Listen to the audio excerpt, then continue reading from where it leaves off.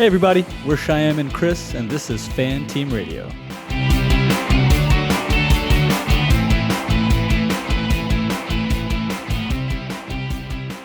And we are back after a quite exciting Canadian Grand Prix 2024. Chris, what's up?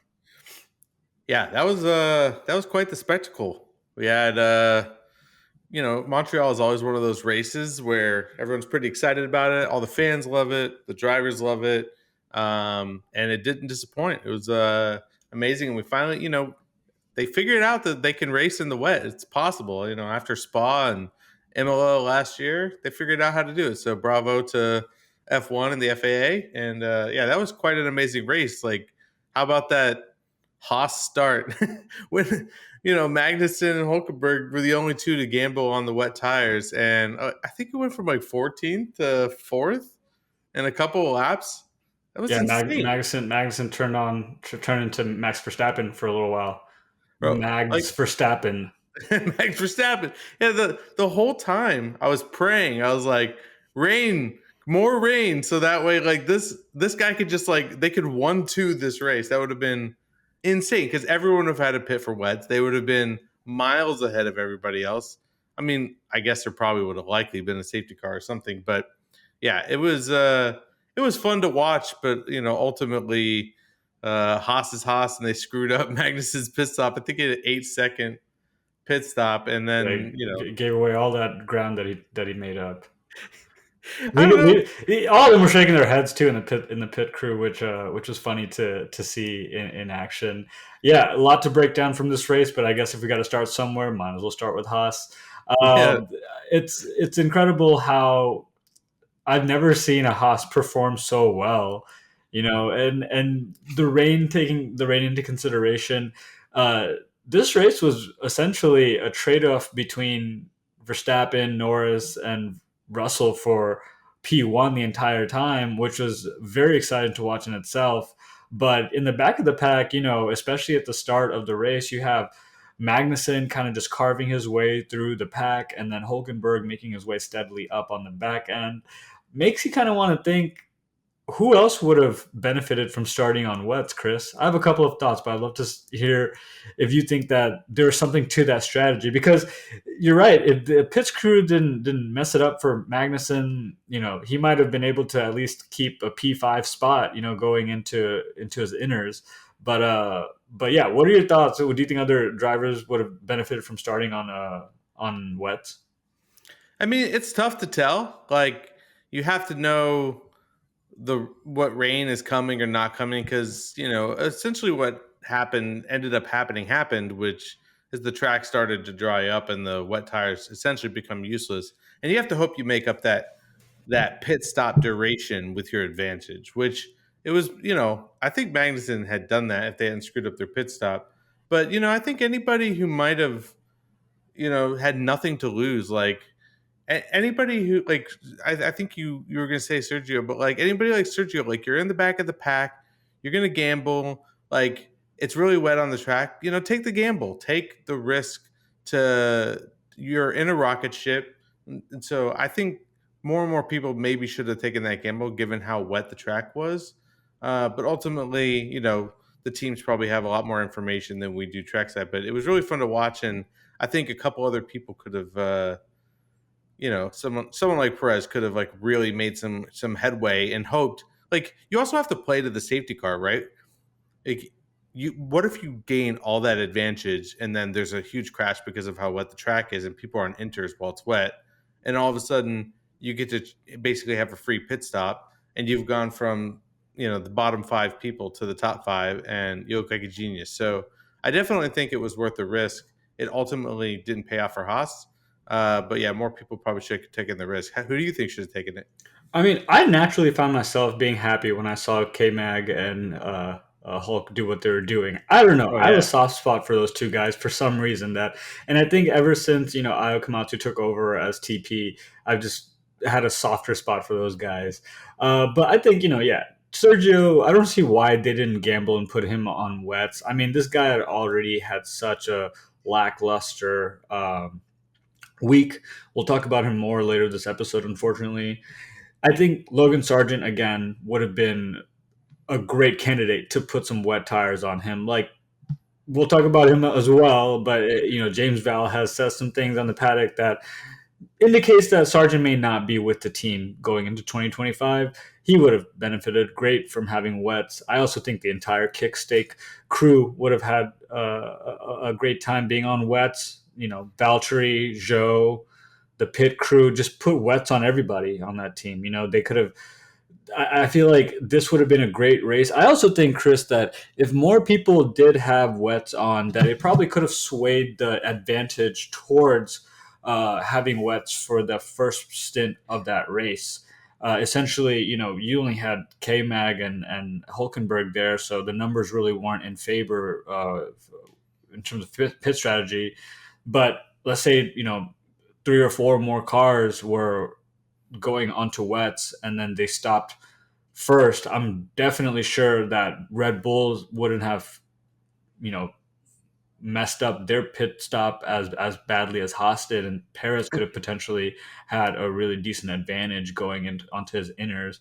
So yeah, Absolutely. I think it was a great gamble, right? They really didn't have anything to lose. Haas, they looked great for a little while, and it was a gamble that I would have taken, at least if I had one driver in the back of the pack like they did with Sargent and with Perez.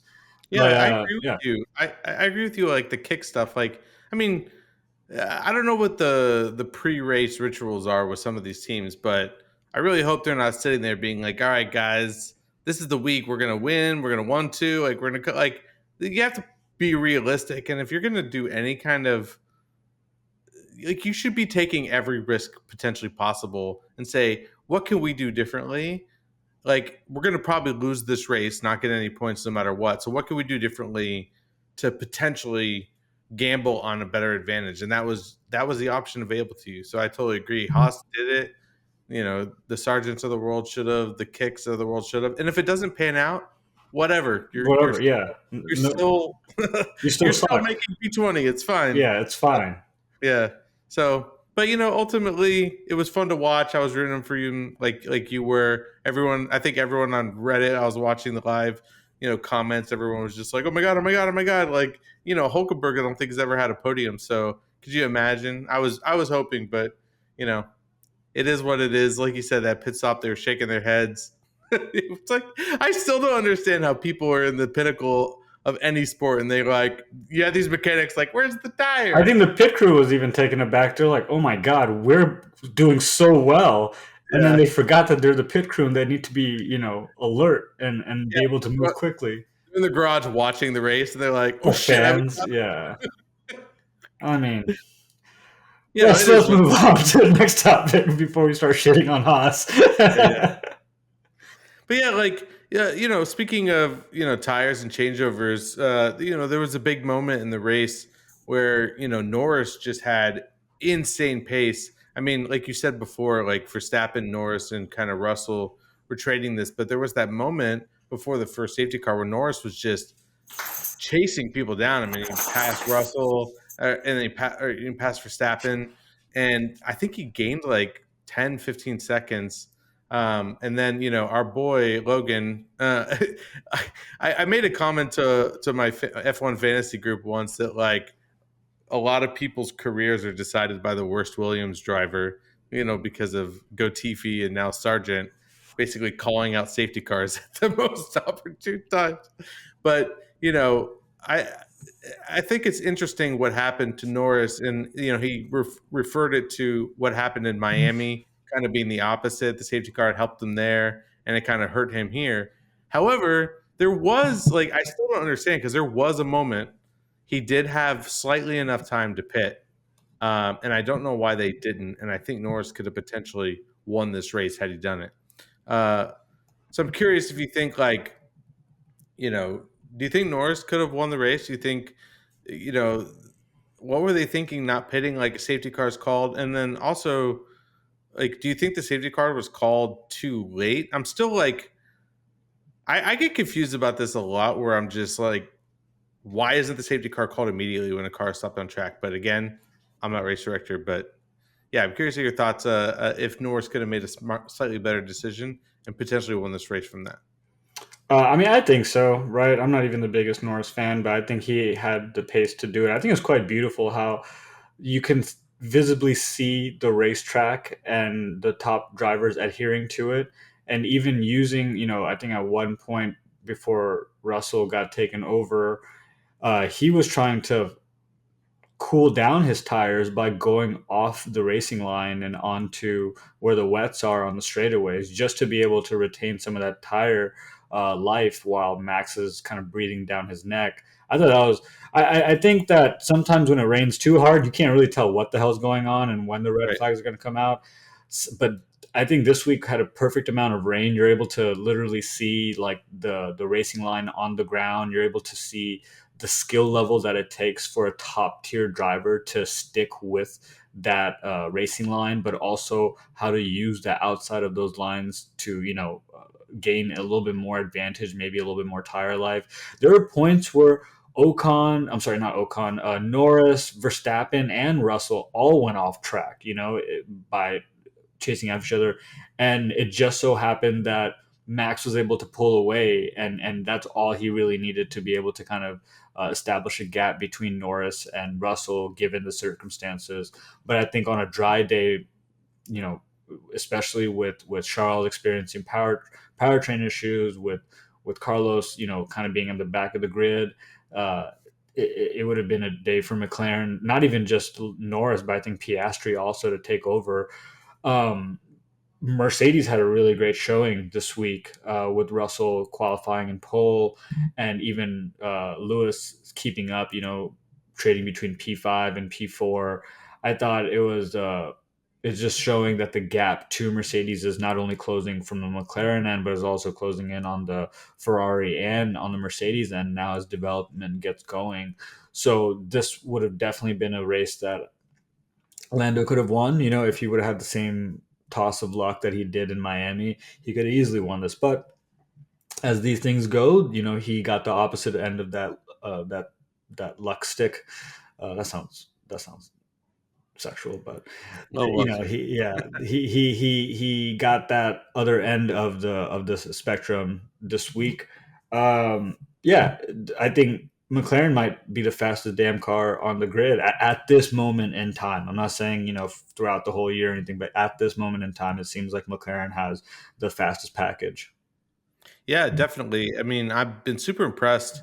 We're nearing the end of the regulation season for this set of regs, so you know, I think a lot of the cars, not all of them, but I think their development cycles are almost maxed out, and people have sort of figured out. Red Bull obviously did that much earlier than the rest, but now we're getting that McLaren and Mercedes and Ferrari to be on the same level as the Red Bull, and it's a driver show at this point, which is amazing. This is what people have wanted all along. So like you talked about, Mercedes brought it. Like they looked really good, especially in the dry.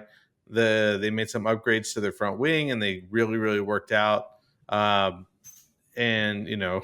unfortunately, Ferrari had like one of their worst weekends ever, which probably ran in the back of Lewis's mind for a moment of, oh no, Mercedes is figuring it out and Ferrari is shit in the bed again. But ultimately, you know they were really good, and it was actually really nice seeing Lewis put the moves back on, be in podium place again for a short while. But I'm curious, like I think the radio message was that Lewis was asking for softs, and they essentially ignored him, rejected him, and put him on the hards. And he almost podiumed on the pace on the hards, but I think he was really mad. And there was a radio message afterward. Toto's like, don't worry, Lewis. It's positive information that the car is back up to speed. And Lewis just flat out didn't respond to Toto.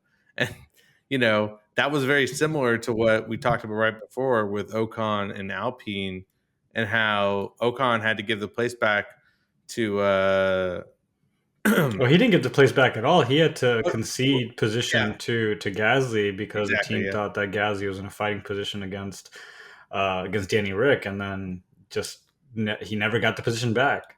But it seems like from a fan's point of view and from a certain point of view that people like Lewis and people like Ocon who are, Leaving. 1 foot out the door just already get the shaft like very publicly, and it's so interesting. I'm just curious. You think it's like you think it's that like where they're like, hey man, Gasly needs the points, he's our driver, and Lewis George needs the points, he's our driver. So screw your soft tires and screw swapping back. You think that's what's going on, or you think we're reading too much into that? I mean, I think it just depends. It's situation by situation, right? I think, do the team at a certain point stop bringing those guys into meetings that are going to be where they're going to be talking about the future development of that car? Yeah, that just you can't really blame them for it, right? It's giving away company trade secrets essentially at that point to your biggest opponents, and I think Esteban is. Even though he's out of a seat technically right now for next year, I think he'll land in a different place. He is a good driver, even though he is kind of hard to get with. I think there are certain teams that just don't have the luxury of giving that too much consideration. They probably have to take him just at his talent level, which is up as up there at the middle of the pack. But teams essentially sunsetting their relationships with exiting drivers is something that probably is a consistent factor. The only person that seems to not deal with any of that is Logan Sargent. I wish Williams stopped talking to Logan Sargent at all. Stop telling him when practices were. Stop telling him to show up. I just wish that same kind of mentality was given to everyone. But yeah, all joking aside, I think that Lewis is content with the fact that this is just going to be how they ride out the season. I think there's always some friction that is probably going to go on whenever a driver is going to leave a team, especially where he was the tentpole of the team, and now it's a young gun that's coming in, and the team's attention is turning towards George, right? And you can noticeably as well. So that's just how it goes, I guess, sometimes, and it's just if you've been in the grid long enough, you probably know that as well as a driver. Um, with that being said, George, I think, left a lot on the table this race. It looks like you have some thoughts on that too. So I'd love to just hear your thoughts on what George could have optimized on. Do you think he did enough to to boast confidence in you that he could be a future world, champion? I mean, like I'm gonna call it right now. I think within a year, Antonelli, as long as he gets confirmed, which I think it's 99.99%, is gonna be the D1 driver in that team after a year. Mm-hmm. I don't think George, for whatever reason, the guy is overly emotional. Like you could see that he was almost in tears after this race, and I get it. Like this is your dream and everything, and you worked your whole life and you drove a shitbox for a long time, finally got your chance, and it just so happened to be your invincible team screwed up the car the year that you got it. And it's probably really hard on him, but we've seen multiple times now, Singapore and other races where when push comes to shove, when he needs that little bit of extra, he just doesn't seem to have that, and to close hard races, to not crash on the last lap under pressure. I mean, I think with it being wet and him being on the back foot with all these other cars behind him, I think he was like so probably mentally ingrained on not hitting a puddle, not sliding out, not screwing it up, that he was losing just enough of that pace where he was basically backing up Verstappen and allowing Lando to get that much closer. And so, I just don't think he has it right now. Maybe once he's once he moves to a D1 position, maybe he'll get a more of that leadership role and start taking more charge and more risks, and he'll develop into that potential. But at the moment, I just don't see him as a potential future WDC. I mean, you have guys like Lando and Piastri that just seem to be much more ice and perform better than him. And you have Leclerc who's on the up and up and signs. Like, I just don't put him on that same level. I put him one step below that at the moment. But, you know, he did drive a shitbox for a long time and he outdrove the crap out of it. And I'm sure he's very talented. It just doesn't, I don't think he's going to be the next Lewis. I think I take the same position as you in terms of if Kimi were to join in the next year or two, probably the year or two after that, he would be in D1 position. I think George, though, has the potential to be a multiple Grand Prix race winner, uh, and kind of that's just his ceiling. Because I do agree that maybe the emotional piece is kind of getting in the way of him being able to put his floor down to his feet down on the floor when he has to, and I think that's where drivers like Lando and Max just have a different degree of competitiveness that really allows them to put their machines ahead of George's, even if the machines are relatively comparable. I will say though that the Mercedes seemed like it was having a really hard time getting it to turn, especially around those wide turns, and it caused George to have to concede those positions quite often to Norris, and to Max. But yeah, I think I also am of the same thought process that George is in the future WDC, but I think he is in position to potentially win several races throughout the course of his career, and I'm curious to see what it would look like when Antonelli does ultimately join Mercedes. Let's switch positions real quickly. And there's a couple of comments that came out this weekend, or sorry, over the past week, from Jacques Villeneuve, son of Gilles Villeneuve, for people that don't know. Essentially on Danny Ricciardo asking, why is he still in F1? Essentially saying what we've kind of been saying throughout the course of the last year on this podcast, Chris. Why is he still in F1? Quoting him directly, we're hearing the same thing now for the last 4 or 5 years. We have to make it better for him. Poor him. It's been 5 years of that. Sorry. No, you're an F1. To which Danny Ricciardo said, I heard he was talking shit. Fuck that dude. Yeah. That's essentially the gist of what Danny Rick says. I think it's great. I think Jacques Villeneuve is right for saying what he did. He's also won a championship in '97, so it's not like he doesn't have a decent resume to back up his statements. What did you make of all this, Chris? Did you think that finally it was refreshing to hear that from Jacques Villeneuve? Do you think he was being too harsh? What did you make of this? I mean, I just thought I watched that moment like on the TV, and it was I just like watching all the other announcers' reactions. You have like Danica Patrick there and a couple other people, and they just have like their mouths are like jaws to the floor because like is this guy really saying this on live TV? Like just bashing this guy, which but it's true. Like we've said this a lot, over the last 2 years on the podcast that Danny Rick has been kind of like not, always making excuses or, I have something to prove, et cetera, et cetera. And it's just one of those situations where it, you've had your shot, you've had your time, and maybe you aren't the all-star you thought you. And this is a common tale. This is not new to F1. There's lots of people who could have been, WDCs or could have been race winners or whatever, and they have talent. They're great drivers. They're just not this world class talent. I mean, he was in a Red Bull, which was a really great car, and competition changes. It's different. So, maybe he just looked a little bit better than he was. But I agree that, times have changed and marketability of drivers probably holds a lot more weight. I mean, we know that from working in Hollywood for a while that, one of the things I heard about actors and stuff like that getting cast, it's like, what's their following look like? It's not like how talented or how good they are. It's like, what's their reach? That's super important. So, Danny Rick obviously has a personality to him and there's some benefit there. I don't think anybody thinks that VCarb is going to win races anyway. So, maybe that's why he's still in F1 because, they want to sell Danny Rick t-shirts and, is Liam Lawson going to sell t-shirts? I don't know. I'm just saying that there's some points there, but it was refreshing to hear, even if it was a little harsh. That being said, I think Danny's going to stay in the seat.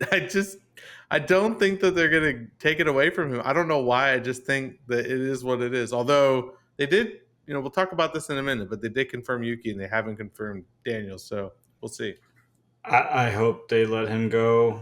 Like, man, don't become the villain, Danny. Don't stick around long enough to see yourself become the villain. We talked about this Too before, late. Chris, about two episodes ago, I believe.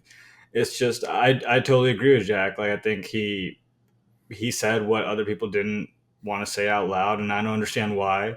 In the NFL and the MLB and the NBA, if you're bad, you're going to get called out by not just one, but a myriad of pundits, all with their own, shows across different hours of the day.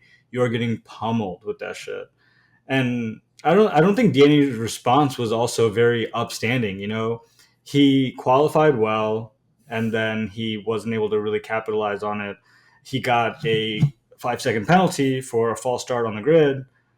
It's just what would have really been great is if Danny like qualified like in a podium position and then finished, even if he finished like P4, right? Like I would have given him some nod of the hat, but it's just almost mediocre, especially considering that like five of the drivers didn't finish. So Right. it's just I don't know. I thought I liked what I heard from Jacques Villeneuve. I thought it was like very pointed and got people to either say they are or are not on his side of the block as in terms of opinion. If you saw the Instagram kind of like backlash that he received from like Danny lovers, I was like, you don't have any substantial evidence of Danny being successful over the past, since he left Red Bull essentially, and his little brief stint with Renault. Like there might be one or two instances where Danny shined, but like you said, Chris, the grids comprehensively like altogether becoming more skillful, and gone are the days where you can have room um, for subpar performances. Lance Stroll, Logan Sargent, I think these are like the last vestiges of you know below the line drivers. So I won't harp on it too much. I know we've already talked about this ad nauseum with Danny Rick, but yeah, I think that's just something that I wanted to call out today because it does pivot very well into our conversation about driver contracts. You had mentioned that Yuki got extended for 1 year. Let's talk about it. Let's talk about what you think about Yuki, his extension at our V Carb, and how that kind of reflects what's been happening with Perez's contract. Yeah, I mean, I think Yuki was kind of publicly, or at least semi-publicly, upset that it didn't seem like Red Bull was considering him, and he's been pushing and performing and outperforming his teammates. But I think I don't know if it's a rumor, but I think what happened is that Red Bull had a clause in his contract that allowed Red Bull to essentially extend for a year, retain the rights to Yuki, and they exercised that. So I don't think it was fully Yuki's decision. I think he was shopping elsewhere. Not that there's that many seats available on the driver's market, even though there should be. But I'm glad. I think I'm happy to see Yuki still in F1. I think he's been doing well. He's really honed in on his mental game. He's not, blowing his lid as much. I just wish V Carb was more of its own thing versus a junior team, and I'd like to see Yuki be able to actually fight for like a podium, even if it's not a race win or whatnot. But I like Yuki in that seat, and who knows what will happen, because I don't know what's going on with Perez. I mean, there's a difference of opinion with or conflict of information about whether it's a 2 year contract or it's a 1.1. I think Christian Horner came out and said something that it's a 1+1, which who knows, but because other people were saying two. But there better be some performance clauses in that contract because what has Sergio Perez been doing the last couple races? He he cost them millions in Monaco and then broke the car again and qualified what P16 or whatever it was. Like this guy's in Nowheresville. What are your thoughts? Yeah, so I don't think Red Bull is gonna just sign Perez to 2 years and not have any performance clauses attached to it, given that he's not an A1 driver like a Max or a Lewis or a Charles. I think they're able to probably negotiate some some safety net on their end. What I'm interpreting this as is they signed Perez to a 1+1. So for this next year, he'll definitely be at RB, and I think they'll take into consideration those performance metrics going into the +1 season. Since Yuki is only extended for 1 year, that leaves 2026 open. That seat could potentially still be open, and if Yuki performs similarly to what he's doing right now to upwards trajectory across this next year, then they could just slot him in, right? They're probably it sounds like they're just trying to get one more year out of both these guys in the most conservative way possible while they're at the cusp of this 2026 regulation change. What happens with Liam Lawson? I don't know. I really do hope that they slot him into Danny Rick's spot, because if I was Liam's team, I would try to find a way to probably shop him around and see if he can get a better drive somewhere else, because it just seems like they're kind of wasting away his years too, especially after he's already proved himself. That's kind of where I am with the RB V carb situation. I do think V carb is essentially on pace with Aston Martin, or even in certain instances better in the hands of Yuki. So they're on an upward trajectory, while Red Bull, even though they're quite dominant still, their gap to dominance is quickly closing up.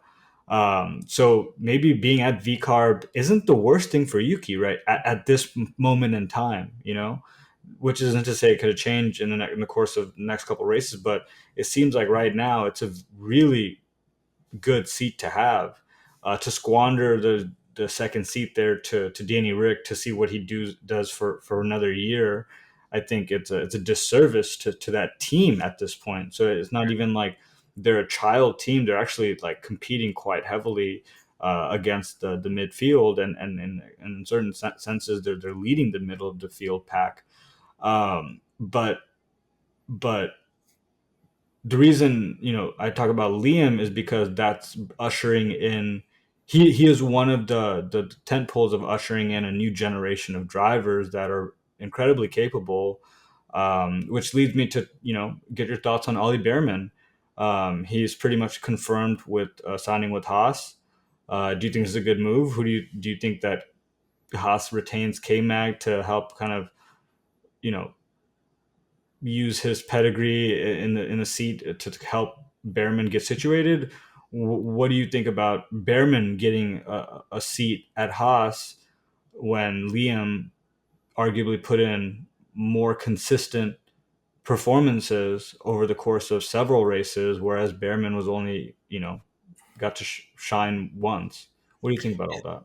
Yeah, I mean, I think that's just more about the relationship with Ferrari that Haas has, and that they're going to take a Ferrari, reserve driver over somebody in a different driver pool. But I'm like, listen, we have a lot of quote unquote dead weight in the sport at the moment. There's a lot of drivers who are either like older or not going to be race winners. I think we're about at that time for changeover to start developing the next generation, people that will develop into the next regulations and start becoming potential new race winners or WDCs. Obviously Max is still very young and amazing, and we have Lando and Oscar who are young and amazing as well. So but these guys could potentially take it to them, the Antonellis or the Behrmans of the world. So I'm excited for Behrman. I think it would be wise on Haas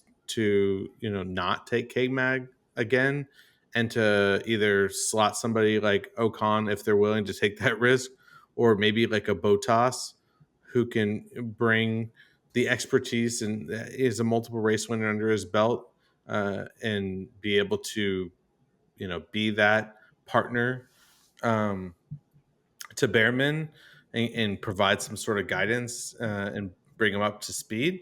But yeah, I'm excited. Like, I'm happy for him. I wanted Behrman to get it just because he did so well in the rate in Saudi, and I don't know much about the other F2 drivers, the ones that are actually performing. But again, it's just all about being in the right place at the right time, impressing, and that's the way it falls in the sport, unfortunately. So I'm excited about it.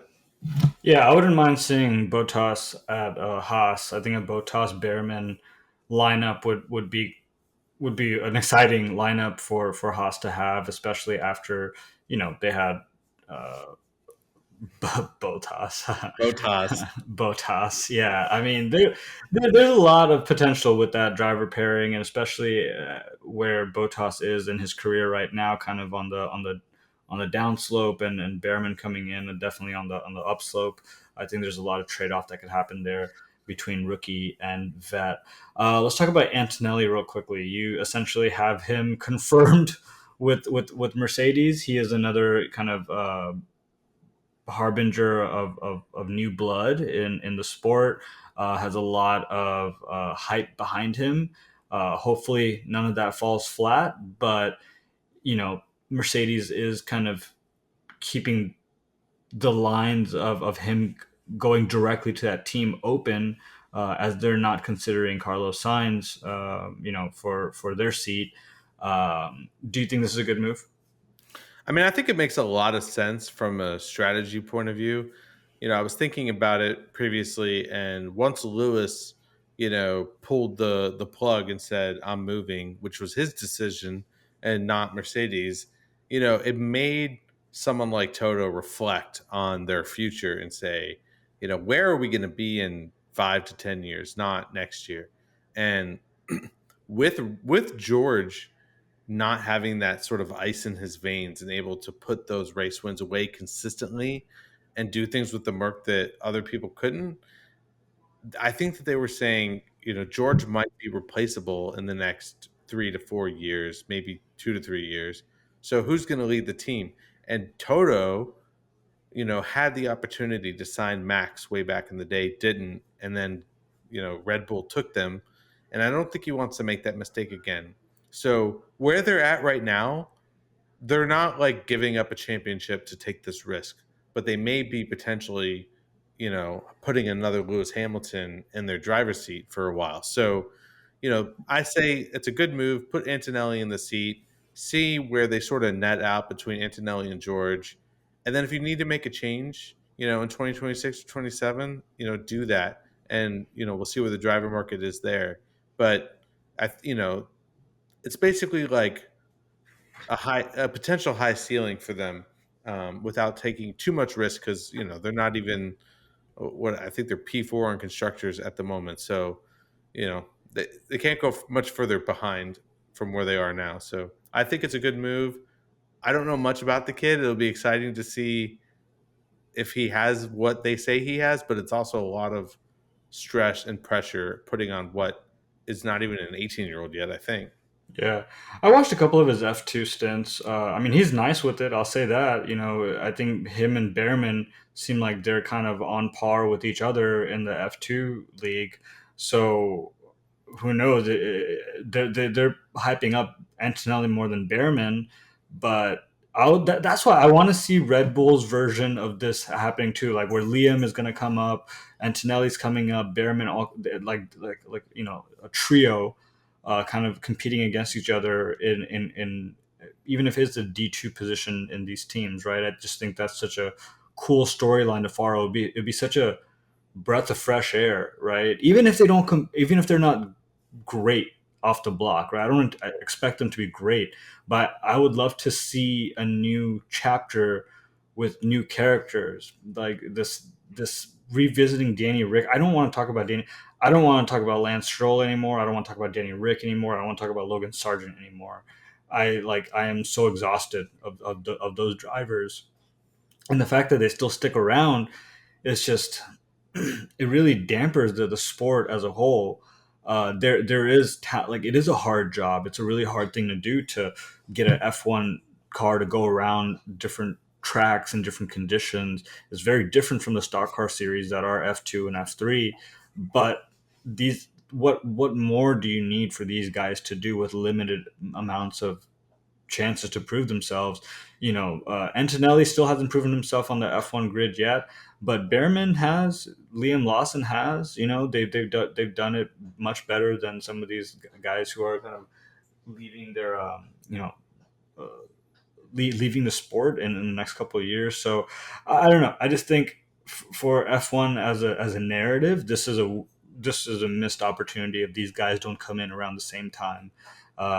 Especially with Liam, I can't say enough why I think he's being done the dirtiest right now. Th- Uh, there was a photo with Danny Rick. The team celebrated his P8 victory, which I thought was a little weird. But there was a photo where like Liam Lawson's at the front with his thumb up, and everyone's like, you could see the dead pain behind those eyes. Like that guy's like, why am I still sitting here with this guy in the car? And I totally get it, but I'm afraid there's probably some bad news for you with the whole I don't want to talk about Lance Stroll anymore, because as much as we all are like, this is the year, Fernando Alonso, I think, made a comment that said, Stroll will lead the team after I am done driving. And it's like, that essentially means that Papa Stroll sat Alonso down and said, you know, this kid is in the seat until he doesn't want to be anymore, and our job is to give him a race winning car.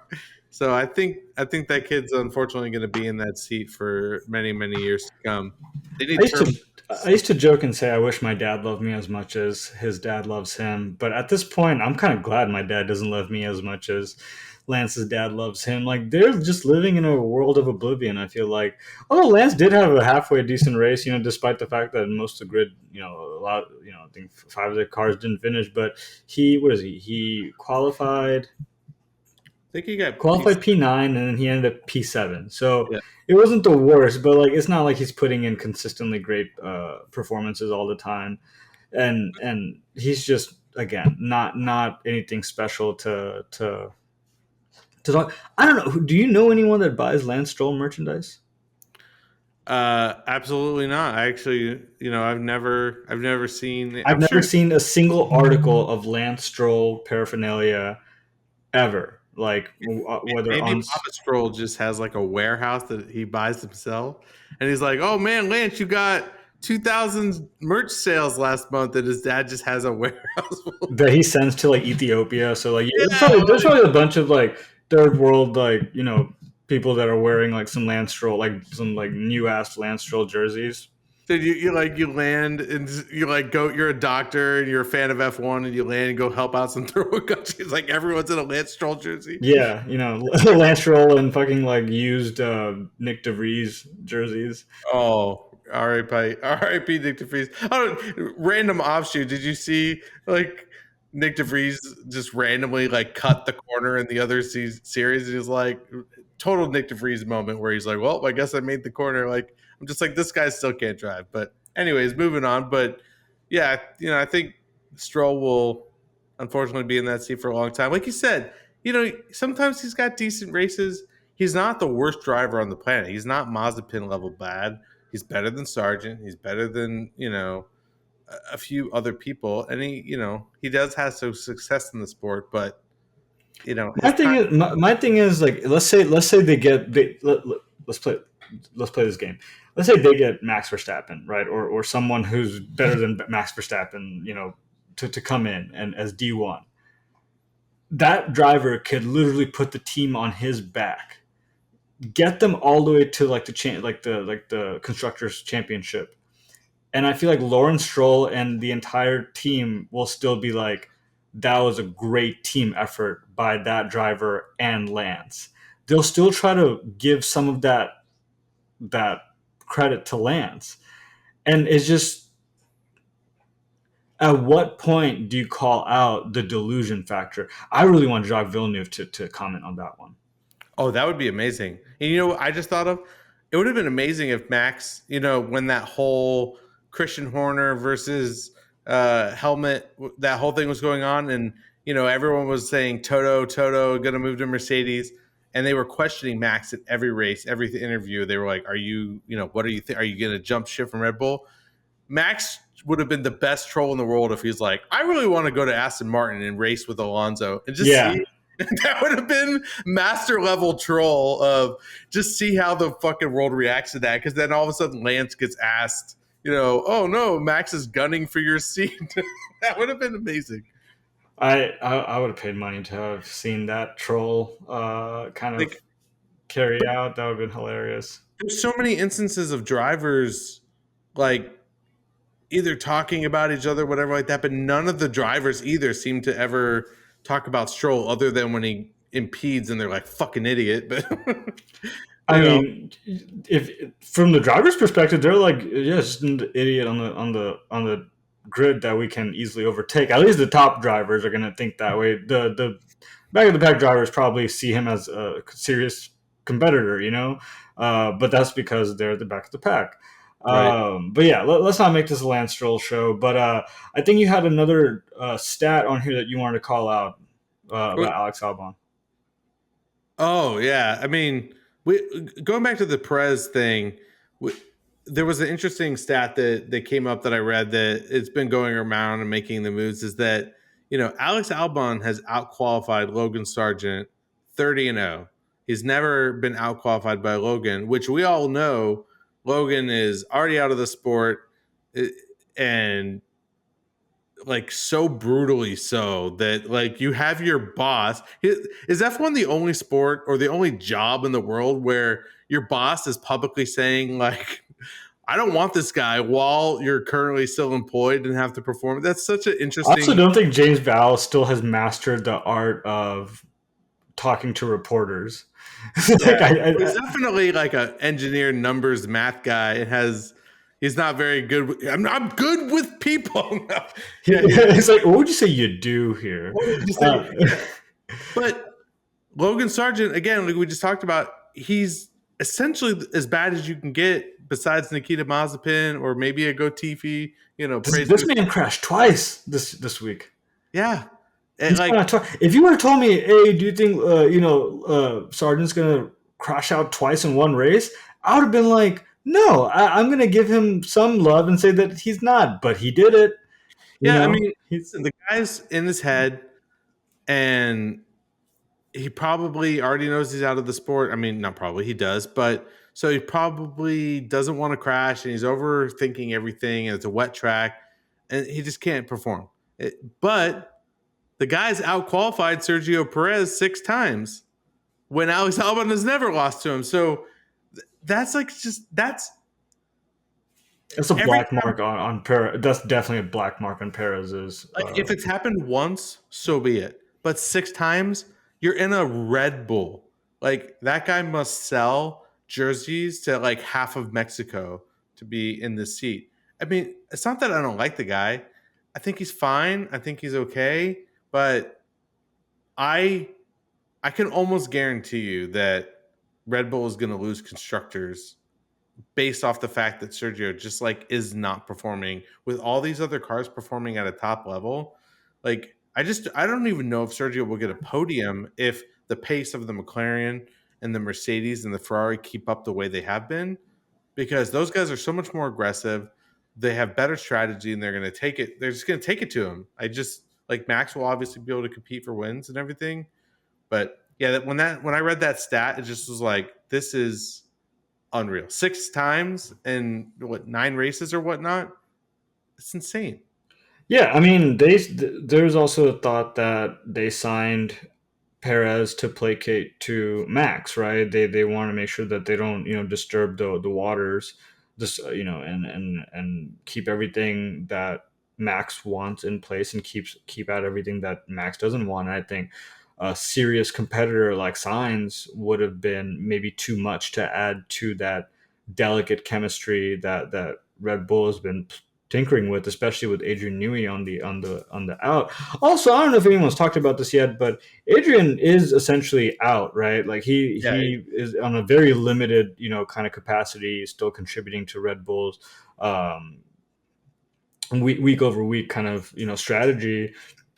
And as soon as he's out, the car is kind of it's a big coincidence to me that him leaving and the car going on a decline coincides with each other so closely. So I don't know. I think that yeah, there's one camp that's just like, why the hell did they sign Perez? He's just kind of a vanilla driver. He can't really optimize that Red Bull. But on the other side, they're like, who else would they have brought in that Max would have been okay with? Maybe a Liam Lawson, maybe a Yuki Tsunoda.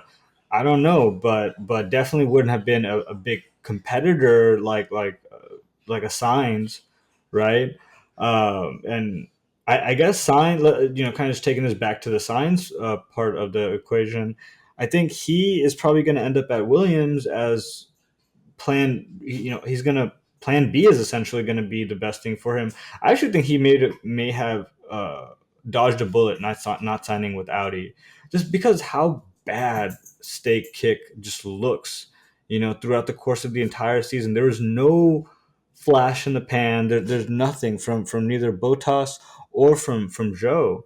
And I think to pick up the pieces and run with it as a Audi works team, like I don't think Science has the time for that. I think if anything, Albon Signs pairing at Williams with James Vowles kind of taking both of their pedigree as drivers and their intel into consideration when they engineer a new car for 2026 is probably going to give them the best footing for success as a team overall. And I think it'll give Signs a great stopover to potentially go into a Mercedes or a Red Bull after they realize that Checo is just not going to be their driver in that +1 year.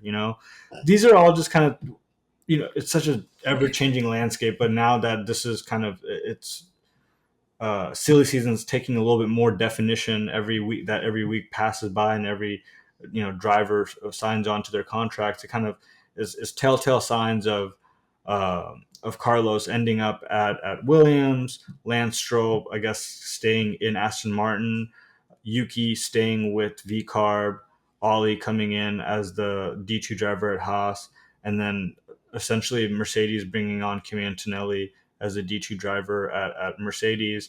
I think it's enough of a change for us to be confident that next year's narrative is going to be a little bit more exciting, a little bit more new, and not so recursive as it has been the past 2 years. But I also think that there's rooms for improvement.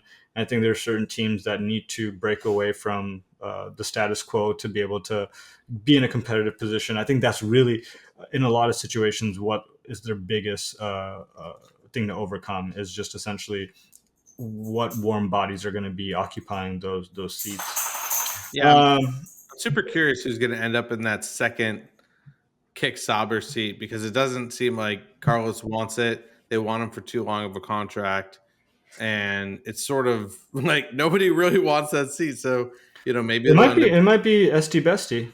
maybe. If Valtteri does end up, if they forego Kevin Magnussen, uh, and decide to fill it in with Valtteri Bottas, then I think Esteban Ocon might as well be going to kick Sauber. If he needs a seat. Yeah, I think right before we get off this topic, though, I think that after this week's performance, I think he's going to be out of F1. So, but we'll see. We'll see where Botas ends up. If he might be the second casualty of the sport, Yeah. or besides Sargent. But yeah, let's talk about. It'll be interesting. The drivers for next year. We'll get a big shakeup, and we'll probably do it again in 26 and 27. But for now, let's talk about winners and losers. Who you got winners this week?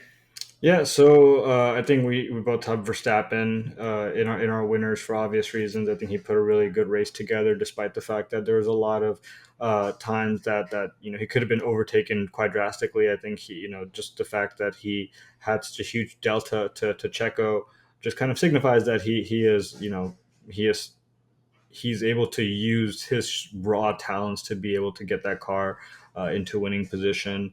Mercedes as well. Look, that they showed more promise than any other week this week. This year, as a unit, Russell putting it in a P1 just kind of shows that the pace is it's not as far away as they were before. I think they definitely are developing at a faster pace than they have over the past year. So I'll put them. I'll give them that winner circle moniker. Definitely McLaren. I think McLaren just has been gaining more confidence as a stable car, but also a driver pairing that can consistently, you know, where both drivers are going to be near the top, right? I think Oscar Piastri, like obviously Lando is doing very, very well right now and putting himself in a strong position. But I also think that Oscar Piastri is a pair of very steady hands. Something again is a really good example of what can happen if you put in a really talented young driver alongside a really talented, veteran. I would consider Lando a veteran by now.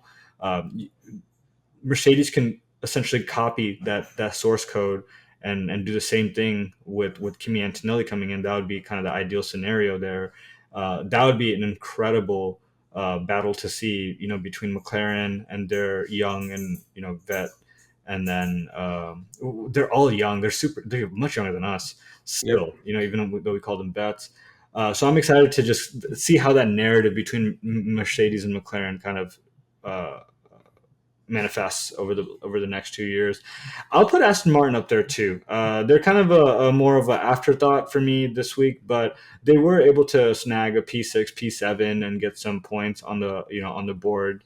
I believe they got like 14 points altogether. So yeah, I think that we haven't really talked about Aston Martin a whole lot because we really haven't needed to over the past couple of races. They've just been so lackluster.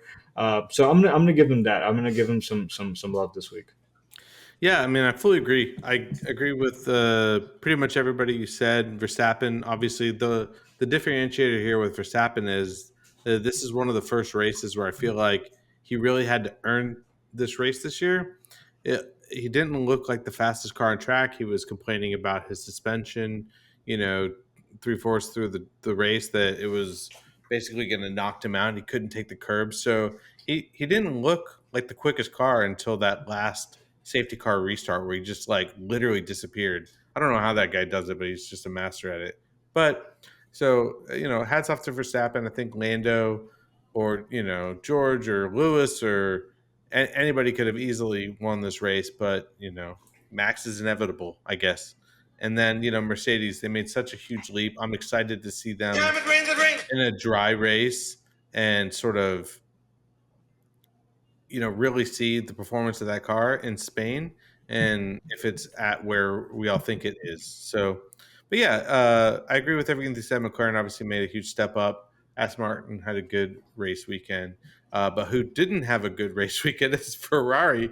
After last week, like Monaco and Charles fulfilling his childhood dream, like the Ferrari clown faces strategist came back out and just completely They really went off the deep end real like quick. what happened. I mean, did you listen to the radio between Charles Leclerc And and his his new engineer when race they put the engineer. hearts on? Yeah. It was like a shit show. He's like, "What are you doing, man?" It's like, Yeah, I think Charles at a certain point was like, "Look, man, I asked you a question. Can you please just answer me?"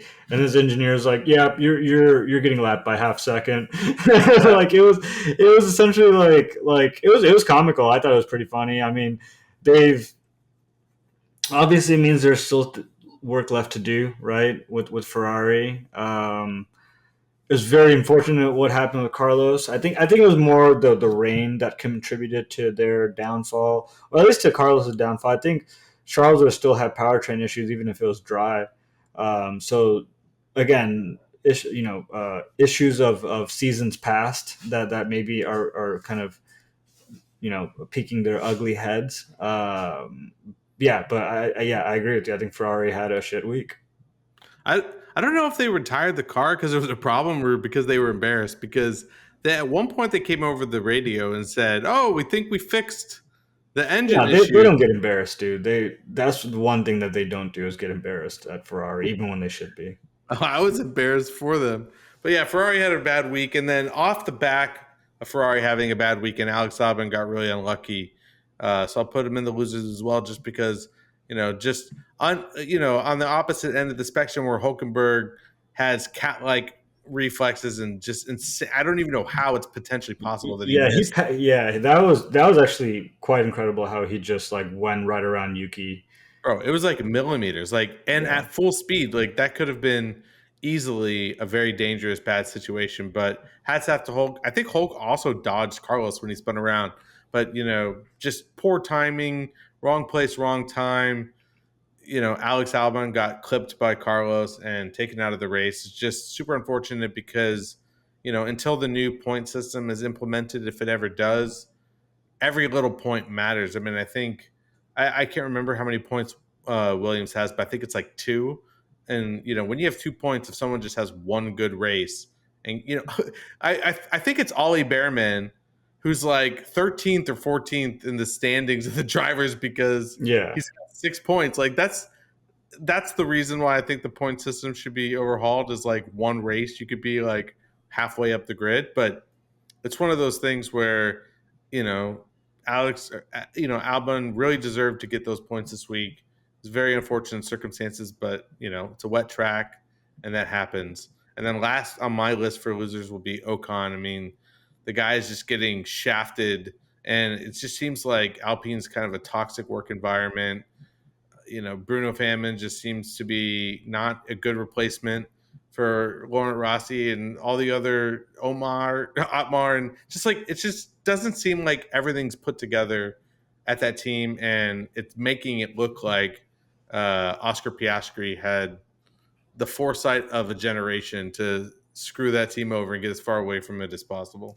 Maybe that's what they get for firing Cyril the way they did. Yeah, yeah, I agree with you. Maybe That guy was all awesome. this. Yeah, he actually like maybe like he if you recall him and Danny, like they were hitting like striking a chord with the organization, and then Danny's like, nah, man, I'm gonna go to fucking McLaren and be the guy, and that was the start essentially of Danny Ricciardo's severe downfall into just n- nonsense in terms of his career. And Cyril, like I was like, after he left, essentially that team lost Fernando Alonso, Oscar Piastri, Esteban Ocon, a bunch of people on the back end that were super talented on the engineering and design front.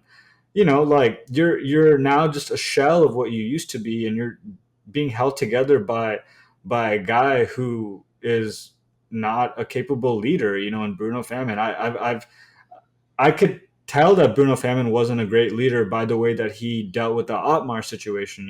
Like he just seems kind of skeevy and more of a brute force. Whereas I think you need someone like uh a Freddie Vassar who has a really light, delicate but effective touch on things.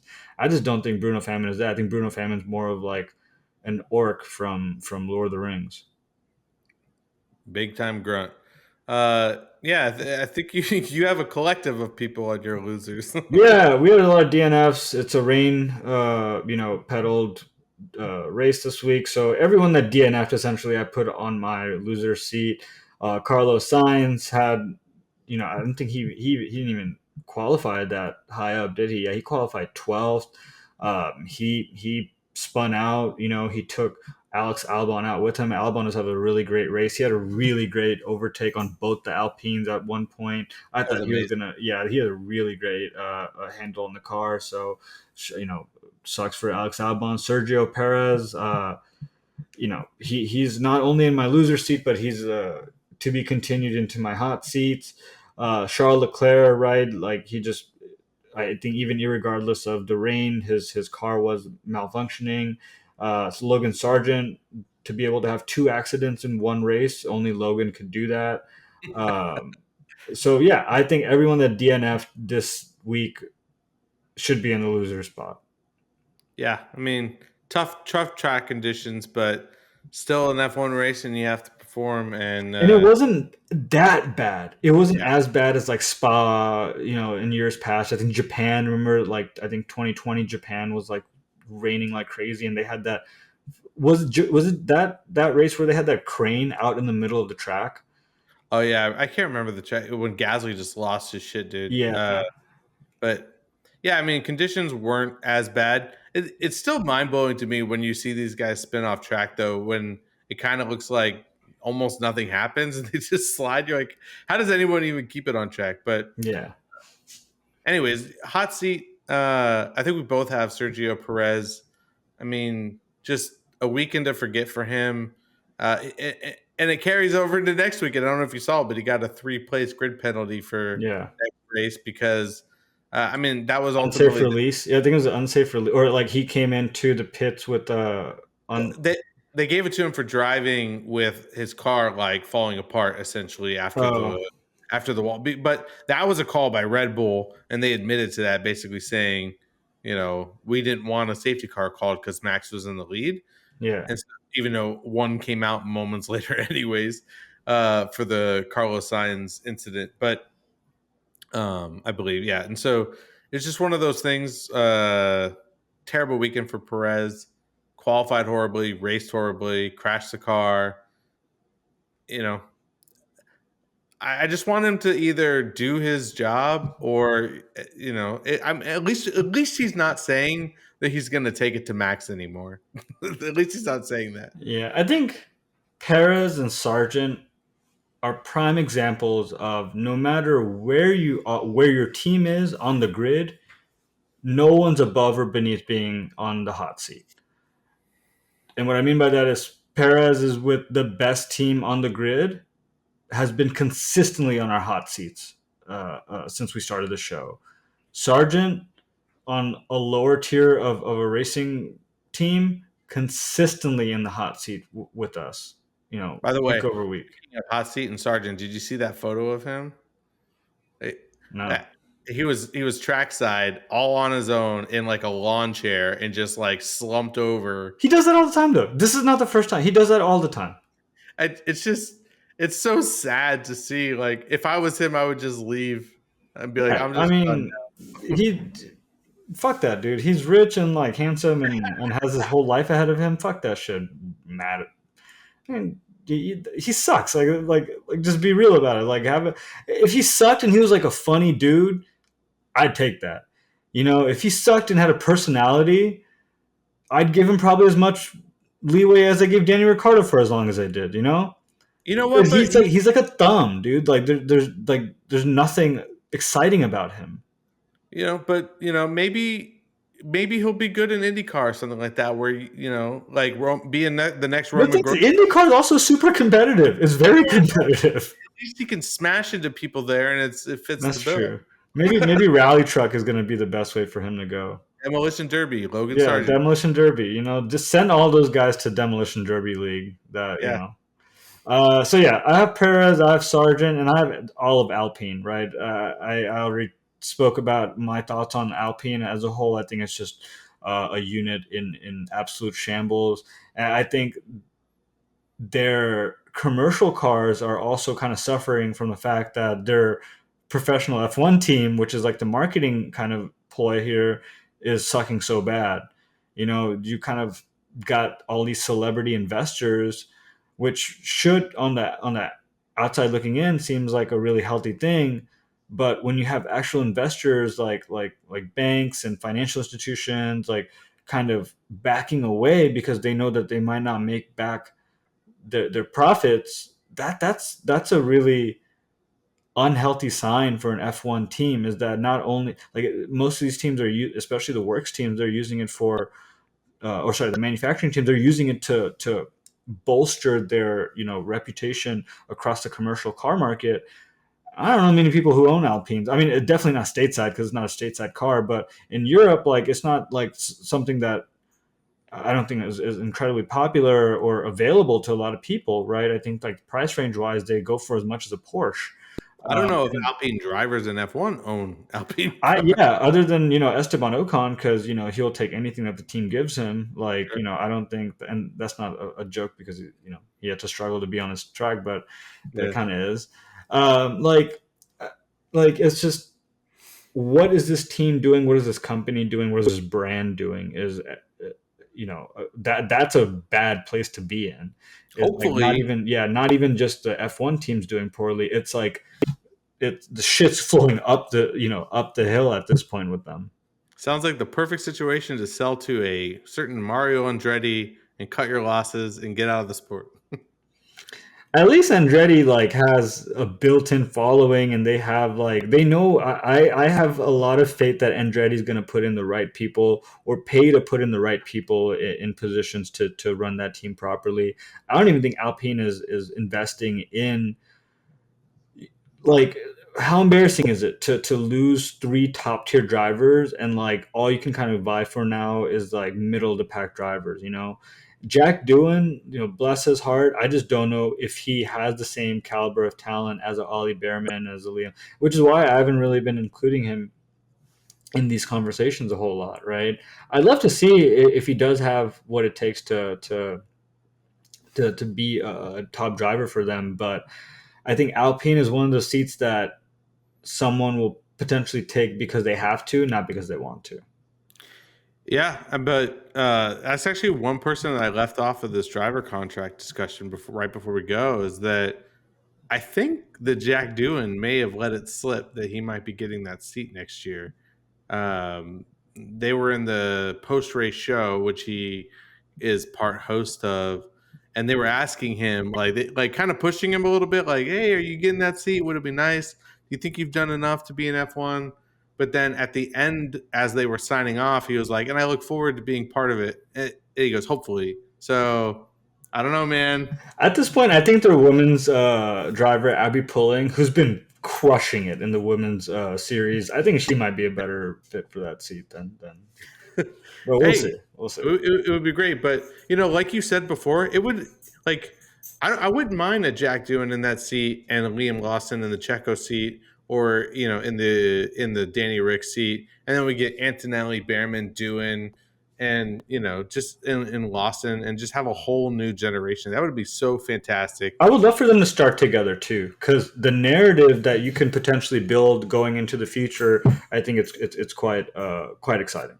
Yeah, I mean, and then Stroll for Dragovic, it would just be so fantastic. But Yeah, I don't think Dragovich is going to touch a car yeah, ever in probably his not. life. He's It probably is what gonna it is. he's gonna retire into analyst roles. Everyone's brutal. Money talks, social, following, merchandise, all that stuff talks. It's just, Yeah. not everyone gets their chance, and it's an unfortunate fact of life. But you know, We it definitely is didn't get what it ours, is. Chris. But we have, unfortunately, we have a week off again. Nice little break to get maybe some silly season in on the break. But then we're going to be in Spain. It'll probably be a nice dry race, and we'll get to see everybody at their full potential. See where the McLaren, the Mercedes, and Ferrari hopefully back on track in good form. I'm excited about the race. Uh, just a quick prediction. What do you got? I think. Hmm, I think this one's gonna go to Norris in P1.